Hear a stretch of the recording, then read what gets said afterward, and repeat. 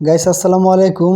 আজকে আপনাদেরকে দেখাবো কিভাবে একটি প্রফেশনাল জিমেল অ্যাকাউন্ট তৈরি করতে হয়। তো প্রথমে আপনারা চলে যাবেন আপনার ফোন থেকে জিমেল অ্যাপসে। জিমেল অ্যাপসটি ওপেন করার পরে আপনাদের অ্যাকাউন্টের ডান পাশে দেখবেন একটি লোগো আছে আপনাদের অ্যাকাউন্টের, তো সেখানে ক্লিক করবেন। তারপরে ম্যানেজ ইওর গুগল অ্যাকাউন্ট এখানে ক্লিক করবেন। তারপরে কর্নারে ক্লিক করে অ্যাড অ্যাকাউন্টে ক্লিক করবেন। তারপরে একটু লোডিং হবে।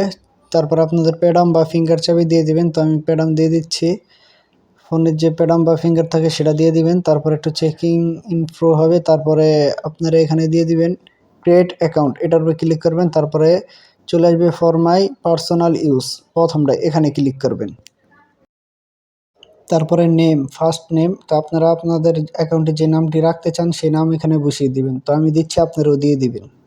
তারপরে নেক্সটে ক্লিক করে দিবেন। এখানে আপনাদের বার্থডে দিয়ে দিবেন, জন্ম তারিখ।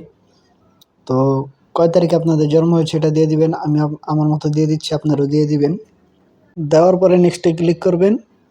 তারপরে লাস্টের ক্রিয়েট ইয়ার উইং জিমেল অ্যাড্রেস এখানে ক্লিক করবেন, 3 নম্বরটা।